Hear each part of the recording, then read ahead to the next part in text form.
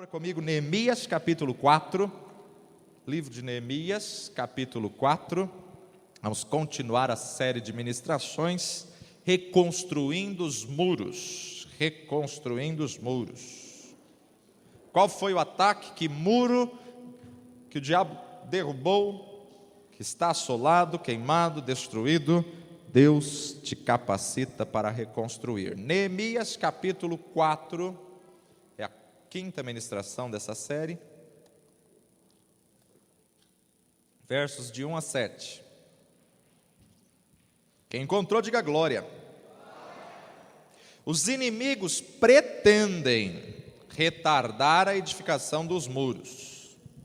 E sucedeu que, ouvindo Sambalate que edificávamos o muro, ardeu em ira e indignou-se muito e escarneceu dos judeus. E falou na presença de seus irmãos e do exército de Samaria e disse: que fazem esses fracos judeus? Permitir-se-lhes-á isso? Sacrificarão? Acabá-lo-ão num só dia? Vivificarão dos montões do pó as pedras que foram queimadas? E estava com eles Tobias, o amonita, e disse: ainda que edifiquem, vindo uma raposa, derrubará facilmente o seu muro de pedra. Ouve, ó nosso Deus, que somos tão desprezados, e caia o seu opróbrio sobre a sua cabeça, e faze com que seja um despojo numa terra de cativeiro, e não cubras a sua iniquidade, e não se risque diante de ti o seu pecado, pois que te irritaram defronte dos edificadores. Assim edificamos o muro, e todo o muro se cerrou até a sua metade, porque o coração do povo se inclinava a trabalhar.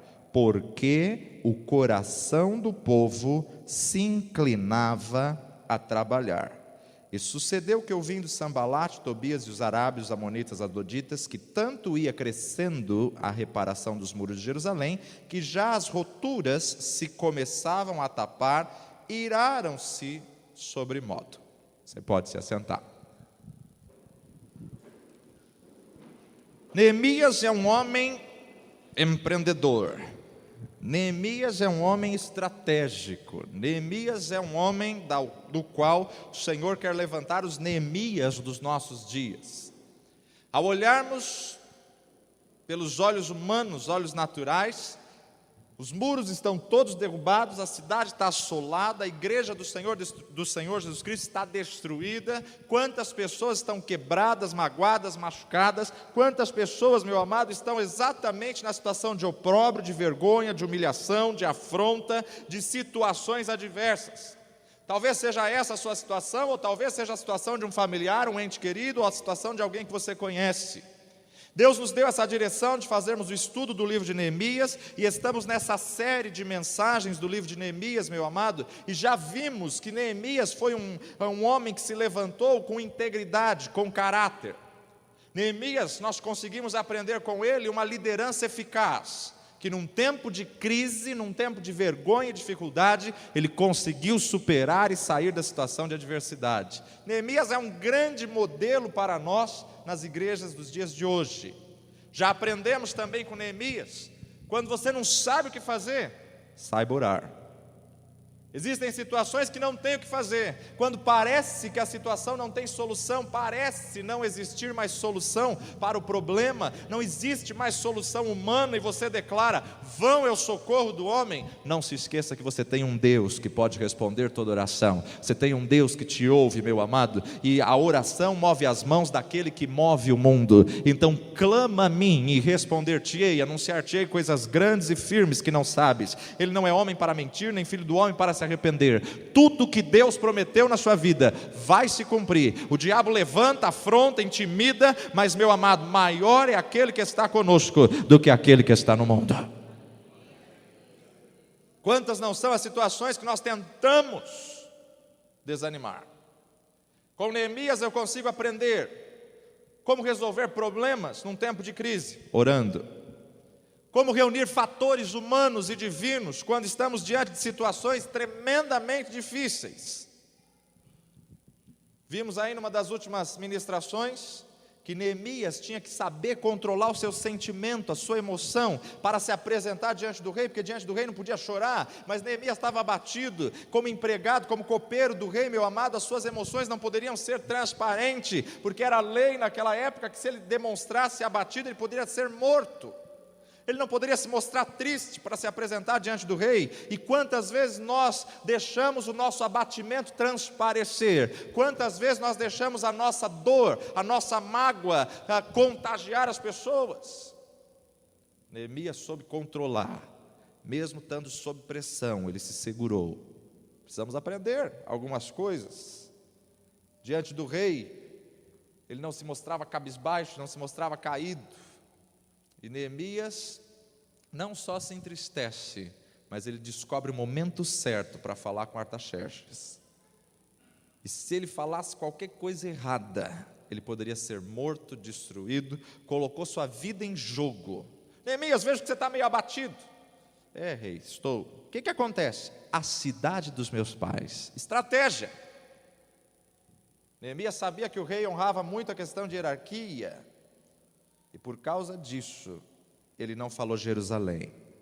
Como é difícil, irmãos, nós controlarmos os nossos sentimentos no momento da pressão. Como é difícil nós controlarmos a nossa emoção no momento em que estamos sendo humilhados, envergonhados, estamos sendo deixados de lado. Como é difícil reprimir o que nós estamos sentindo, mas é necessário para que você seja aprovado diante da luta, da prova, da adversidade, diante dos muros que estão caídos, das portas que estão queimadas a fogo. Deus te proporciona situações que você venha aprender a trabalhar com os seus sentimentos para controlar o teu domínio próprio, e é somente uma situação de pressão que vai controlar o seu domínio próprio. Aos olhos humanos, como vamos ser tratados? E muitas vezes nós pedimos: Senhor, eu quero fruto do Espírito, eu quero fruto do Espírito, eu quero fruto, Senhor, me dá o fruto do Espírito, da minha vida venha ter frutos.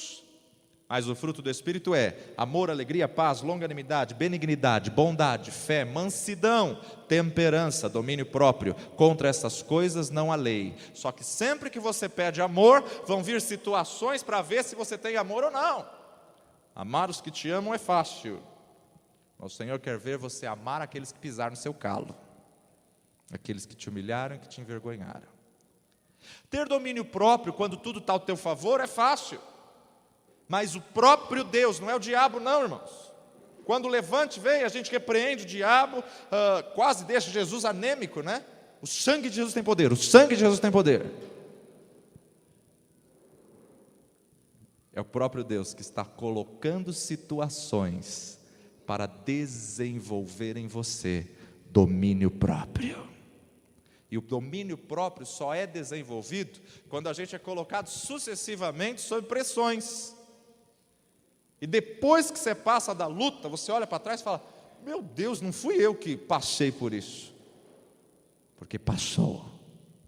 A luta é passageira, mas a vitória é certa e é eterna no nome de Jesus. Por isso que o salmista declara: foi-me bom ter sido afligido.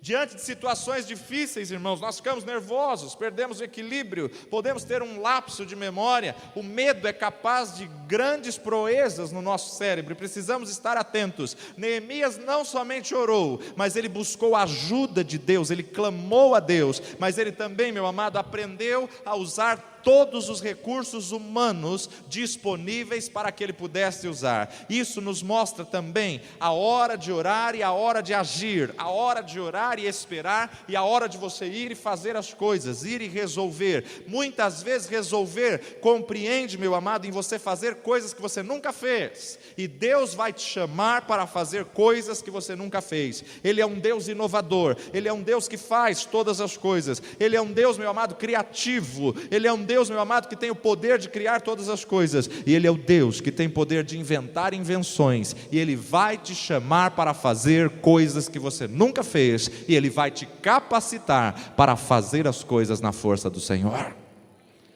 A palavra de Deus nos diz que o poder de Deus se aperfeiçoa na nossa fraqueza. E você estuda para uma coisa, Deus manda você fazer outra. É verdade. Sou formado em técnico eletrônico, tem nada a ver, irmãos. Nenhuma lâmpada eu troco. Se forma em técnico eletrônico para fazer tudo, pastoreio.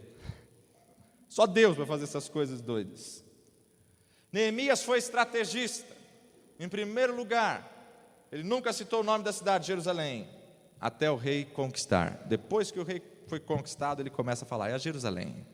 A reconstrução dos muros em volta de Jerusalém não era uma tarefa fácil. Deus não vai te chamar para fazer coisas fáceis. Se fosse fácil, ele chamaria outro. Mas como é difícil, é você. Vira para o teu irmão e fala para ele, não tem jeito, é você que o Senhor escolheu. Deus não vai te chamar para fazer coisas fáceis. Ele vai te chamar, meu amado, para fazer coisas gigantescas, coisas difíceis, especialmente sob a condição adversa. Se tudo tivesse a teu favor, seria fácil, mas Deus vai te levantar no meio da adversidade. E Neemias, meu amado, se apresentou exatamente nessa ocasião. Neemias fez esforços magníficos para organizar o empreendimento magnífico. Neemias, meu amado, ele era com um pequeno grupo, trabalhava dia e noite e dia, para levar o plano de Deus adiante, e é esse pequeno grupo que nós estamos precisando levantar nos dias de hoje, para aquilo que Deus já tem nos colocado nas nossas mãos. Eu creio, meu amado, que o Senhor está trabalhando, o Senhor está provando cada um numa área, o Senhor está lapidando cada um, para quê? Para que o Senhor venha selecionar um pequeno grupo, para conquistar, para avançar, para possuir a terra. É o próprio Deus que está colocando a sua igreja sobre provas adversas, provas absurdas. Mas, meu amado, bem-aventurado é o homem que for provado, não pela prova, mas para ouvir do Senhor, filho, filha, você foi aprovado, entra para o deleite do teu Senhor. Deus tem prazer em provar os seus, para dizer aos seus, você foi aprovado. E quantas vezes você se pergunta, meu Deus, por que tanta prova?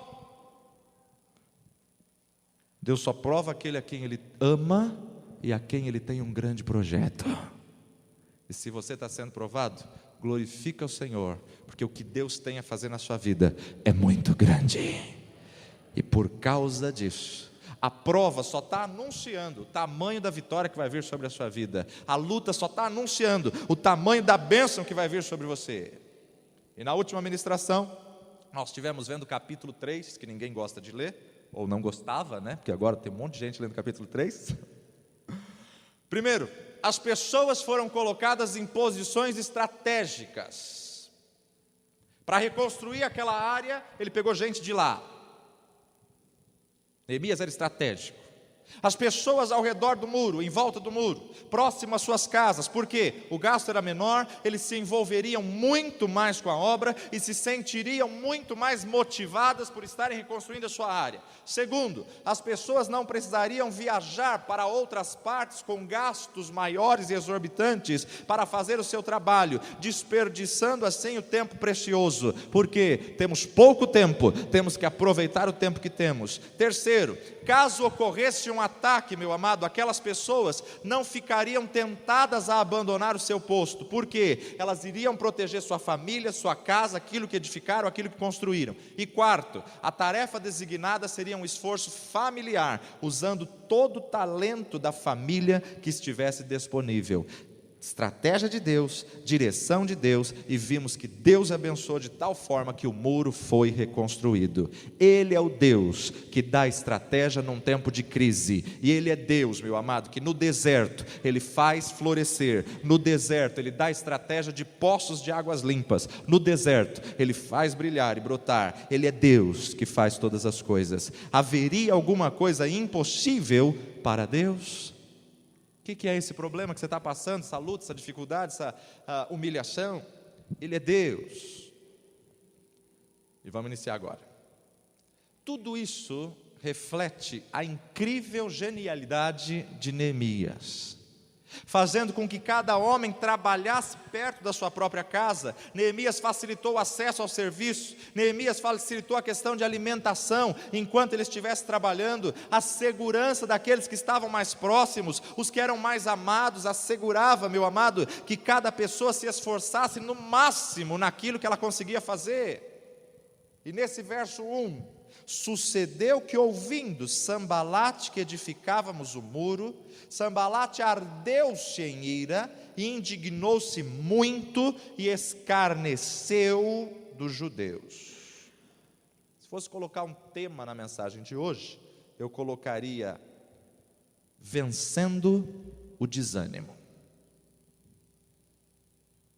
Não quero saber quantos estão desanimados, ou se sentem desanimados, ou estão pensando em desanimar. Mas Deus te trouxe até aqui hoje para vencer o desânimo, vencer a desmotivação, vencer as situações adversas. Meu amado, é tremendo nós observarmos, no capítulo 2, nós vimos uma resposta gloriosa, uma resposta milagrosa da oração de um copeiro, da oração de um homem. No mundo espiritual, meu amado, a tua vitória já foi decretada. Nas regiões celestes, o mundo espiritual, os principados e potestades, já sabem o tamanho da tua bênção, o pacote que está vindo endereçado no teu nome. Por isso, meu amado, que é o levante, é a adversidade, por isso que é a luta, é a batalha, por isso que você tem que rasgar os céus e tomar a força, tudo que Deus te prometeu, tudo que você tem pedido. O anjo disse para Daniel: Daniel, desde o dia em que propuseste no teu coração em buscar ao Senhor, o Senhor ouviu a tua oração, desde aquele dia, mas havia uma resistência nos céus, e eu vim, Daniel, por causa das tuas palavras. Vamos entender isso daqui. Daniel se dobra, começa a orar, a propositar no seu coração para que Deus desse direção, o que fazer com Israel, com Babilônia e com tudo mais. Deus tem uma grande revelação para Daniel. Daniel vai receber a revelação, meu amado, há anos antes de Jesus Cristo, até pós o Apocalipse, as 70 semanas de Daniel. Olha o tamanho da revelação, o tamanho da bênção, o tamanho da vitória que Daniel estaria conquistando.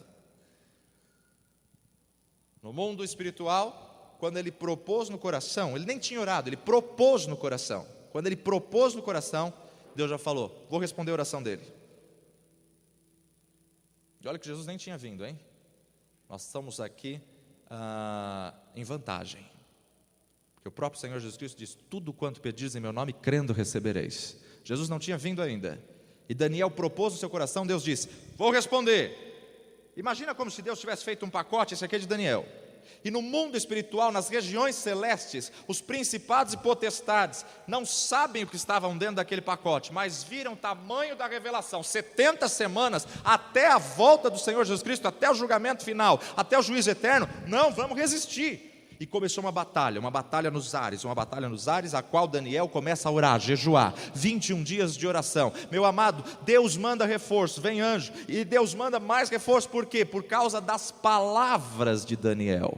Que palavra que você está liberando na hora da resistência? Que palavra você está liberando na hora da prova? Que palavra você está liberando na hora da adversidade? O anjo não disse: Daniel, eu vim por causa do teu jejum. O anjo não disse: Daniel, eu vim porque você se santificou. O anjo não disse: Daniel, eu vim porque você não comeu dos manjares do rei. Mas o anjo disse: eu vim por causa das tuas palavras. Irmão, o que move o mundo espiritual é a tua palavra. Diga ao vale de ossos secos: ossos secos, cada osso una-se ao seu osso. Diga, meu amado, ao vento e à tempestade que se levantou: vento, aquieta-te, mar, cessa. Deus é o Deus que nos ensinou a falarmos com as coisas, meu amado, aparentemente inanimadas, mas Ele é Deus que manda os seus anjos para cumprir aquilo que você está liberando como palavra. E Daniel recebe essa revelação do Senhor, mas o anjo fala o segredo para que nós possamos viver o milagre do Senhor. Daniel, eu vim por causa das tuas palavras. Meu amado, Neemias só conseguiu o que conseguiu porque ele liberou palavras para o rei. O rei disse: o que você quer fazer? Ele disse: eu quero fazer isso, isso, isso, isso. Ele já tinha o plano pronto. Está na luta, está na adversidade, não muda a sua declaração: eu sei que meu Redentor vive, e estou bem certo que Ele é poderoso para fazer infinitamente mais. O diabo enegreceu os céus. Sabe o que está anunciando? Que a chuva de bênção já está chegando. Os céu se escureceu, é porque a bênção, a vitória, a chuva abundante da vida. Mas pastor, a situação está piorando. Cuidado com as tuas palavras. Não, essa situação é porque Deus já está fazendo chover. O que Elias fala? Manda Acabe aparelhar os carros que vem vindo chuva por aí. Se ele não aparelhar os carros, ele vai pegar uma tempestade. Vão 3 anos e meio sem chover, e o homem começa a chamar a existência, o homem começa a profetizar. Só que na hora que ele profetiza, sabe o que ele faz? Sobe o monte e vai orar, mas ele já liberou a palavra. Qual está sendo a sua estratégia? Qual está sendo a sua reação? No mundo espiritual já foi decretada a tua vitória, por isso que é o tamanho da resistência, o tamanho da luta, o tamanho da batalha. Por quê? Porque, meu amado, no mundo espiritual o diabo já sabe qual é o tamanho da vitória que você vai ter, e por isso que ele envia muitas resistências. Mas quando você declara, quando você crê, quando você não abre mão da promessa do Senhor, Mateus capítulo 11 verso 12, desde os dias de João Batista até hoje, se faz violência nos reinos dos céus, e somente os poderosos se apoderam dele, porque o reino dos céus é tomado à força. Você está tomando o reino dos céus à força? Palavra de Deus já nos dá herança. Se é herança, meu amado, toma posse da herança do Senhor. Diga ao norte dá, e diga ao sul não retenha. E é tempo de restituição, é tempo de restauração, é tempo de reconstruir tudo aquilo que foi derrubado, toda a imagem que foi destruída. Deus vai te levantar para restaurar, Deus vai te levantar para restituir, Deus vai te levantar, meu amado, para reconstruir. Ainda que você não consiga enxergar o milagre, creia que Deus é Deus para fazer o milagre se cumprir na tua vida, porque as lutas deste tempo presente não tem como se comparar com a glória que em nós há de ser revelada. Tamanho da tua luta apenas está anunciando o tamanho da vitória do Senhor na tua vida. Mas, meu amado, para que a vitória aconteça, para que a adversidade possa subsistir, você tem que pagar o preço e vencer essa adversidade. Quando você vence isso, a vitória do Senhor vai se concretizar na sua vida, vai se tornar palpável, e você vai viver o milagre do Senhor na tua vida. Neemias sofreu dificuldade, Neemias sofreu afronta, Neemias sofreu resistência, Neemias, meu amado, enfrentou terrível oposição dos seus inimigos. Ele foi para reconstruir uma terra que ele nem morava, e os que moravam lá resistiram. Você quer ter vitória e não quer sofrer oposição? Meu amado, está sofrendo oposição? É Deus. É Deus que está te preparando para algo maior.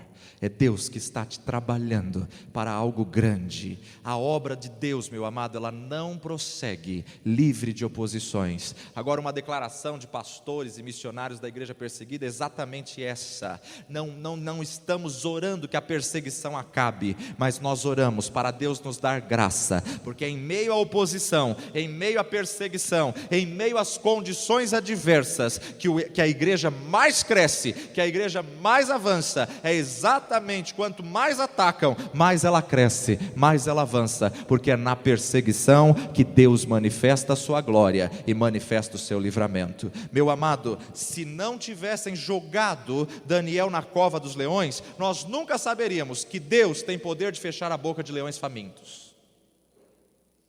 Se não tivessem jogado Sadraque, Mesaque e Abidnego na fornalha de fogo ardente, nós nunca saberemos que tem um fogo que não queima. Não queima? É fogo de Deus também, né? Porque jogaram os outros, queimou na hora. Agora, muitas vezes nós queremos um milagre. Ai, Senhor, como eu queria um testemunho glorioso como Daniel. Senhor, como eu queria um testemunho na minha vida com Sadraque, Mesaque e Abidnego. Ai, meu amado, você não sabe o que você pediu. Você quer o testemunho, mas não quer passar pela luta? Você quer o testemunho, mas não quer passar pela prova? Da onde vai sair esse testemunho?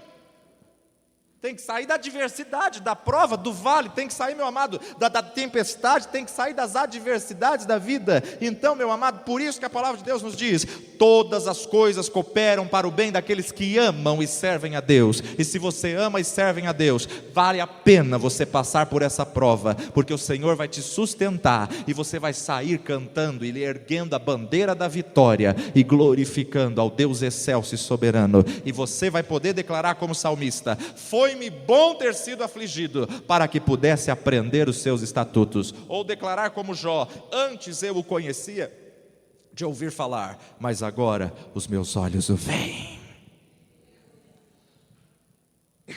Deixa eu continuar aqui. Se nós analisarmos os capítulos anteriores do capítulo 4, nós vamos observar que Sambalate não ficou muito feliz quando Neemias estava se dedicando para procurar o bem dos filhos de Israel. Capítulo 2 a gente vê isso, não dá tempo de ler. Agora, no início, meu amado, Sambalate teve um desconforto emocional que parecia uma pequena irritação. No capítulo 2 você já vê isso. E uma irritação que muitas vezes atinge a todos os líderes políticos, religiosos. Ele mesmo nem levou a sério a presença de Neemias. Vem aí um copeiro do rei que quer construir um muro aí. Ele não levou a sério. Afinal de contas, o que um homem sozinho é capaz de fazer? Nada. Ainda que ele tenha a aprovação do rei dele, sozinho ele não vai conseguir fazer nada. E durante muitos e muitos anos, os judeus haviam falhado na tentativa de reconstruir os muros de Jerusalém, não conseguia. Reconstruir o muro, não conseguia. Nós estamos preparando aí uma imagem no Data Show, para que você possa perceber o tamanho do muro. Era gigantesco. Se olharmos para os olhos naturais, grande e extensa é a obra. A gente não tem condições financeiras, a gente não tem capacidade humana. Deus não chama capacitados, mas capacita aqueles a quem Ele chama. E eles percebem que eles tinham falhado na reconstrução dos muros, eles percebem que eles estavam falhando, meu amado, mas ele estava prestes a ter uma grande surpresa. Quando Neemias chega, ele chega em Jerusalém reunindo os judeus para dar início a um grande projeto. Sambalate, meu amado, pôde rapidamente ver como que eles estavam determinados, e isso aumentou o descontentamento de Sambalate. Sambalate ficou furioso. Quem esse Neemias pensa que ele é para pegar gente daqui da terra para reconstruir o nosso muro? Quantas pessoas enciumadas, quantas pessoas, meu amado, se sentem ameaçadas. Sambalate, em primeiro lugar, diz a palavra no capítulo 2, que ele não estava muito feliz. Outra descrição diz: depois deste desconforto, segundo ponto, capítulo 4, ardeu-se em ira. A princípio parecia uma pequena irritação, agora ele está ardendo em ira. As pessoas que se levantaram contra ti estão ardendo em ira, estão no caminho certo para cumprir o milagre de Deus na tua vida. A família, os seus, os vizinhos, os amigos do trabalho, os amigos, as pessoas que você confiava, estão ardendo em ira. Fica sossegado, é Deus trabalhando. Fica sossegado, é Deus trabalhando. Não é o diabo, é Deus. Ardeu-se em ira, primeiro ponto. Sambalate ficou irritado. Agora diz o texto: indignou-se muito. Isso me mostra que ele transformou essa ira numa raiva. E esse é o processo que o inimigo usa para afrontar o povo de Deus. O desprazer de Sambalate transformou em raiva. Toda pessoa, meu amado, ameaçada, normalmente ela reage por essas três maneiras, esses três passos. tornam-se, em primeiro lugar, exatamente temerosas, retraem-se, você nunca mais ouve falar delas, tornam muito enraivecidas, iradas, ardendo em ira, enraivecidas e agressivas, porque se sentem ameaçados, ficam atormentados. O mais comum, meu amado, é confundirem medo com raiva, e então eles partem para o ataque. Isso só nos demonstra medo e insegurança. E aí os ataques, no versículo 2, começam a nível psicológico, a nível mental. Os ataques a nível psicológico vai refletindo assim a fraqueza da personalidade de Sambalate. Veja a primeira ofensa que eles fazem. Verso 2. Que fazem esses fracos judeus? Permitir-se-lhes isso? Sacrificarão? Vão acabar o muro num só dia? Vivificarão dos montões, do pó, as pedras que foram queimadas? A grande ansiedade e medo podem refletir exatamente o oposto daquilo que nós estamos sentindo. Segundo nível de ataque. Primeiro nível de ataque é exatamente nessa situação de vergonha, de humilhação, de fraqueza. Agora, o segundo nível de ataque é ironia. Veja o verso 3. Tobias, que queria um reconhecimento, queria um cargo diante de Sambalate, disse: ainda que edifiquem, vindo uma raposa, derrubará facilmente o muro de pedra. Bom, isso é ironia. Primeiro ataque que o diabo levanta contra ti é a ira. A ira transforma em raiva. A raiva se transforma em escárnio. É o processo que Satanás faz. O segundo nível de ataque é ironia. Eles podem construir, mas a raposa vai vir e vai destruir. Ele não é mestre de obras, ele não é pedreiro, ele não é empreiteiro, ele não sabe construir. Ironia. Qual ataque que você está sofrendo? Ira, raiva, indignação, escarnecimento ou ironias? Pessoas que se levantaram contra ti dizendo: cadê teu Deus? Você não ora? Vai orar. Qual ataque você está sofrendo? Tobias, ele estava procurando apenas uma posição de destaque para Sambalate. Quantas pessoas dentro da casa de Deus, meu amado, estão tendo as atitudes de Tobias? Ou seja, quantos se levantam como Sambalates, quantos se levantam como Tobias, quantos se levantam como Gersens? Líderes imaturos, líderes ciumentos, líderes invejosos. Agora é interessante notar o nome deles. Sambalate significa sim, deu a vida. Tobias significa Jeová é Deus, Deus é bom. Gesem significa chuva. Deus não tinha chamado eles para fazer isto.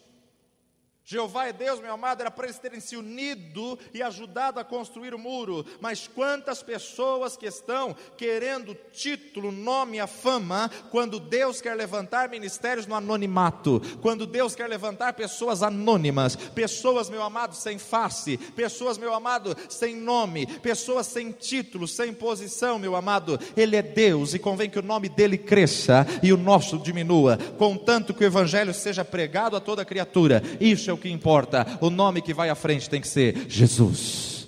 Amém.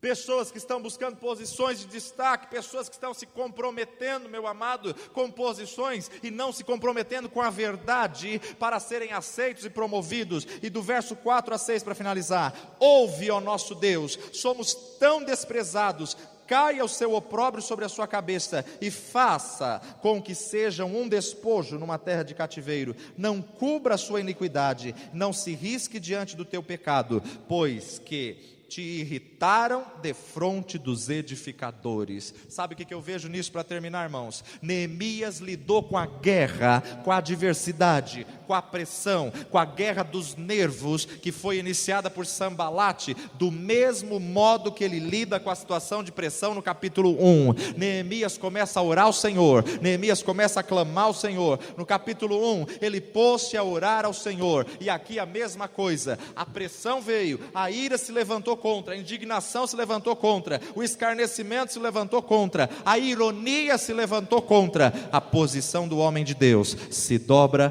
clama ao Senhor, ora ao Senhor, e ele começa a clamar no verso 4: ouve, ó nosso Deus. Está passando por humilhação, ironia, afronta, clama ao Senhor. Neemias, meu amado, começou a orar, a mesma exortação que Paulo dá para os cristãos de Tessalônica, 1 Tessalonicenses 5,17, orai sem cessar, ora no começo, ora durante, ora depois da vitória, ora em todo tempo. Meu amado, Neemias tinha convicção do que Deus chamou ele para fazer, e era Deus que iria à frente de todas as coisas. Por isso que ele confronta Sambalate, por isso que ele vai com toda a confiança diante de Sambalate no capítulo 2, verso 20. E por isso que ele declara: não tendes parte, nem direito e nem memorial em Jerusalém. Quantas pessoas, meu amado, que cruzam os braços, oram e cruzam os braços. Não, Neemias não fez isso.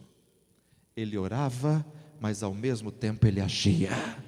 Ele orava e reconstruía o muro, ele orava e assentava um tijolo, ele orava e rebocava, ele orava e não parava de trabalhar. Meu amado, ore, clame ao Senhor, mas também haja, porque Deus vai honrar as tuas atitudes. O ex-copeiro do rei fez com que suas orações tornassem realidade. Você precisa agir por fé, porque a fé sem obras é morta. Então, meu amado, não ore somente, faça com que a sua oração se torne realidade. Faça, meu amado, cumpra. Não importa se está sendo motivo das pessoas arderem em ira, você está sendo motivo de as pessoas se indignarem, você está sendo motivo de as pessoas escarnecerem de você, você está sendo motivo de as pessoas ironizarem. Não importa, meu amado, continua firmado, porque Deus é Deus, e esse muro vai ser reerguido, esse sonho vai ser cumprido, esse projeto vai ser realizado, porque o Senhor vai à tua frente. Neemias entregou o problema nas mãos de Deus, e depois pediu aos seus ajudantes: alcancem-lhe mais um tijolo. Enquanto oravam, confiavam e trabalhavam, eles seguiam em frente. Naquela ocasião, Neemias registrou que todo o muro se fechou até a metade. Ah, meu amado, não pare, não desista. Não importa a ironia, a afronta, o escárnio, a ira, a indignação, continua. Já haviam terminado o trabalho até a metade, e mais uma vez, a estratégia de Satanás foi frustrada, a estratégia do inimigo foi falida. O povo de Israel não permitiu que a desmoralização roubasse o seu ânimo. Não permita que o escárnio, a ironia, a ira venha roubar seu ânimo.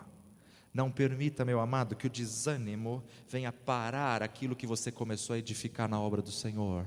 Não permita que o desânimo venha te paralisar. Não permita que o desânimo venha matar os seus sonhos, matar a chama do Espírito Santo dentro do seu coração. Não permita que o desânimo venha afastar você da casa do Pai, não. Meu amado, entusiasmo é cheio de Deus, cheio do poder do Espírito Santo. E o entusiasmo e a confiança do próprio Neemias em Deus serviu como principal fator para que ele pudesse ajudar o povo a continuar entusiasmado. O teu entusiasmo vai levantar estratégias para entusiasmar pessoas que estão desanimadas. A despeito de toda a adversidade que você esteja vivendo, de toda a conspiração dos Sambalates, Tobias e Gersens, que sobrevenha sobre a tua vida, sobre o teu ministério, sobre o teu chamado, continue orando e trabalhando no reino. E eu termino com esse verso 6. Assim edificamos o muro, e todo o muro já estava pronto até a sua metade. Por quê? Porque o coração do povo se inclinava para trabalhar. Porque o coração do povo se inclinava para trabalhar. Feche seus olhos agora. Talvez as ironias, os escárnios, as afrontas, as iras e as indignações te fez parar, te fez esfriar e o seu coração não se inclina mais para trabalhar na obra do Pai. Se hoje você quer essa restauração, que o seu coração continue se inclinando para trabalhar na obra.